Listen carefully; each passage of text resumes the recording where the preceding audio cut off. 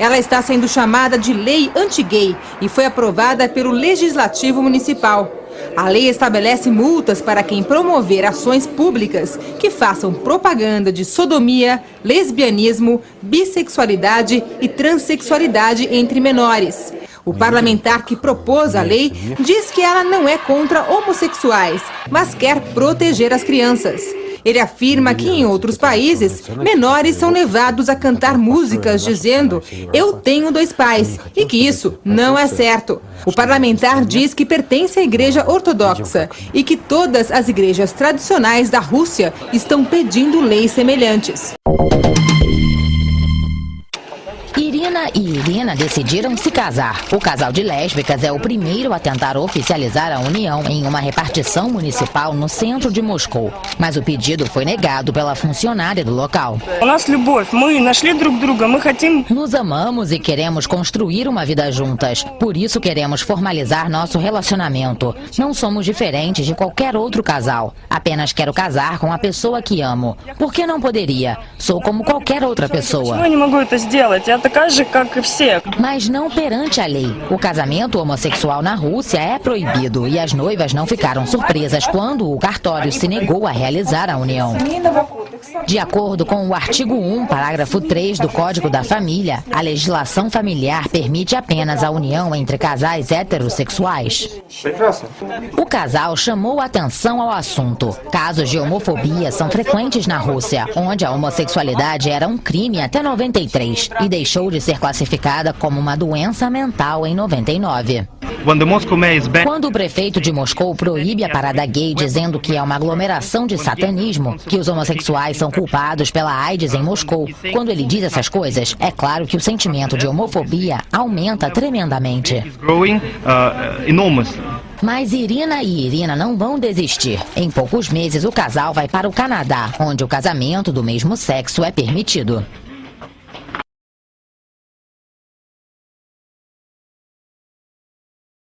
Olá, sou Francisco Amado e esse é mais um vídeo do site República dos Espíritos, falando hoje sobre a reportagem ou o artigo que o Júlio Severo colocou na web a respeito do Luiz Motti, pedofilia já, enquanto ainda estou com tudo em cima. Eu fui verificar, analisando o artigo que ele colocou, você pode ver aqui ó, o que ele vai dizendo, etc. Então aqui, ó, Luiz Motti, aumentou e principal articulador do projeto de lei 122, da PL 122. E aí diz que pesquisando no Google sobre a vida e obra de tão ilustre cidadão, ele deparou com um site de pedófilos brasileiro, onde a crônica mais, poderia se dizer, aplaudida era o Moleque Ideal. Depois tinha elogios do pedófilos ao artigo, pedofilia e pederastias. Aí o que acontece? Eu gosto de ir ao fundo, né? Para rever, para ver se a fonte realmente ela é fidedigna. E aí eu fui buscar o artigo. E aí olha o que aconteceu. O site não existe, certo? Aí o que eu fiz? Eu tenho uma ferramenta aqui no meu PC, que essa ferramenta, ela, como é que eu posso dizer, ela busca, certo, esses artigos, sites que foram excluídos da internet. E aqui está o site, ó, Internet Arquivos, né? Então tá aqui, ó. Aqui eu tô no ensaios, certo? Então veja o nível dos artigos. Contra a natureza, a criança é um brinquedo erótico. Da pederasta com educação, pederastia com educação, pedofilia e pederastia, o sexo entre adultos, pedofilia na internet, antídoto contra a timidez, o significado da pedofilia, 1, 2, 3, 4, 5 e etc, etc, etc. Então você vai vendo aqui, ó, olha a imagem que tem aqui, ó, só crianças, certo? Aí eu lhe pergunto, certo? Não, o Júlio Severo está puxando a brasa para o seu, né, para o seu assado. Então por que o site saiu do ar? Por que retiraram esse site do ar? Por que o site não está ali com com todos os seus artigos e personalidades, biografias aqui, ó, certo? Eu estou usando essa ferramenta, ó, Luiz Motti. Essa aqui é a ferramenta, certo? Aquela página ali também foi excluída, e aquela ali foi bem excluída porque nem aquilo ali aparece, certo? Vamos voltar aqui, ó, início. Vamos no início e olha o que o papo furado do início. Este é um blog diferenciado, criado especialmente para aqueles que procuram obter maiores informações a respeito de temas relacionados à atração afetiva e sexual por garotos.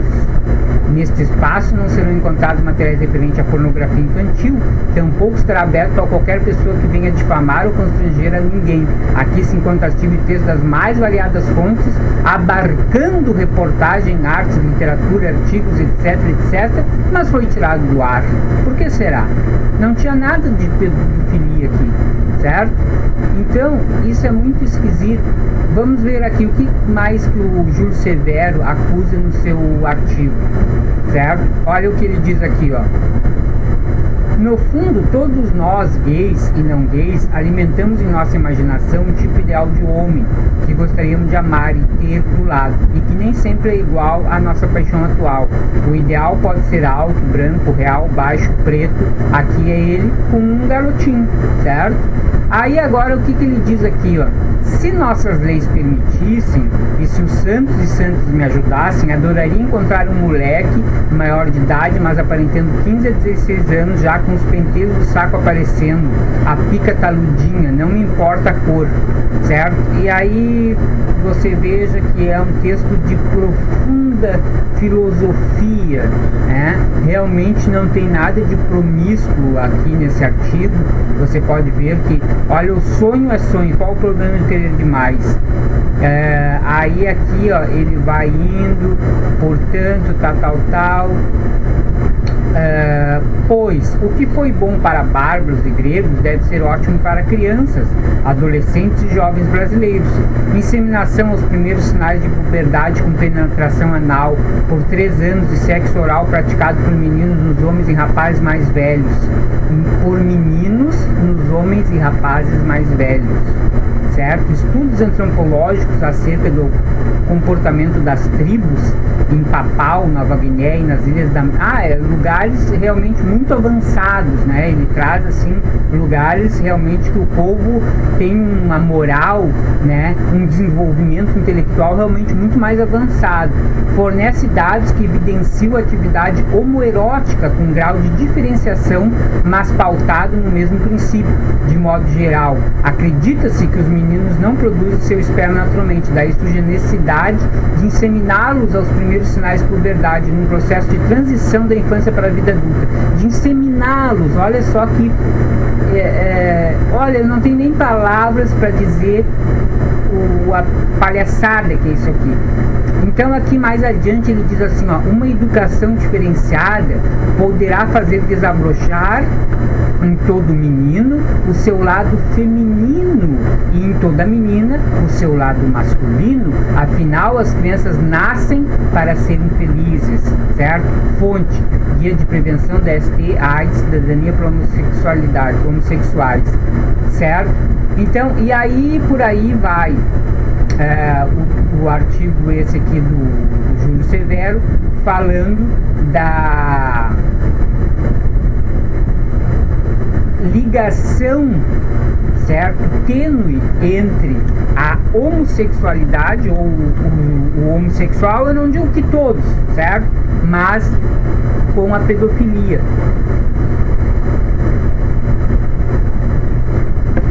Lógico que as pessoas podem dizer, mas essa lei da pedofilia também é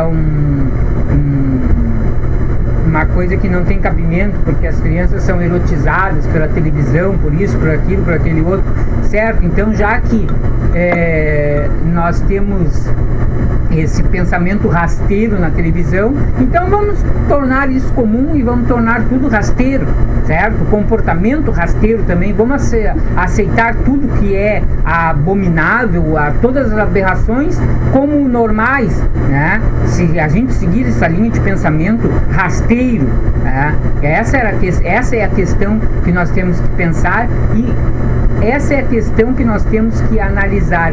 Que tipo de mundo nós queremos construir? É isso que nós queremos para o Brasil? É isso que você quer para o jovem, para o seu filho? Por exemplo, nesse kit gay, né, eles falam a respeito da criança ter a possibilidade, o rapaz, que por exemplo ele é um gay, ele se sente mulher, ele poder usar o banheiro das meninas. Então você concordaria que sua filha estivesse entrando no banheiro junto com um garoto, ou vice-versa, o seu filho estivesse entrando no banheiro junto com uma garota, né? Ou seja, nós já vamos estar estimulando a sexualidade lá na tenra idade, né? Ou seja, liberou geral, então essas coisas que eu gostaria que você analisasse, certo? Vou colocar aqui para você ver novamente os títulos dos artigos, né? Ensaio 12 itens, e relembrar que esse artigo foi retirado do ar. Agora aqui eu gostaria que você desse uma olhada também, eu vou colocar aqui na página para você ver.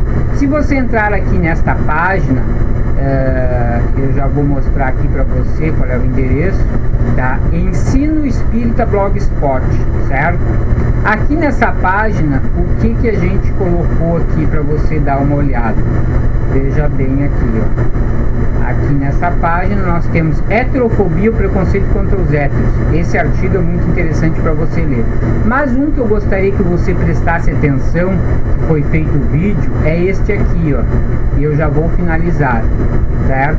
Homofobia, um insulto e uma fraude, certo? É um vídeo, ele está no YouTube também, e embaixo tem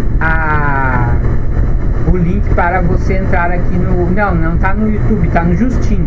Está no Justin, República dos Espíritos, Justin TV, ó. É Justin TV Frank 11 Ados. Então, você botando ali, ó, homofobia, um insulto e uma fraude no Google, você já vai baixar aqui nesse site, aonde tem aqui a desmistificação, a explicação, certo? Essa fraude e esse embuste que é acusar as pessoas de homofobia. Então eu espero que você faça sua análise crítica, coloque seus comentários, enfim, se manifeste, gostei, não gostei, coloque ali, favorite, divulgue para os seus conhecidos.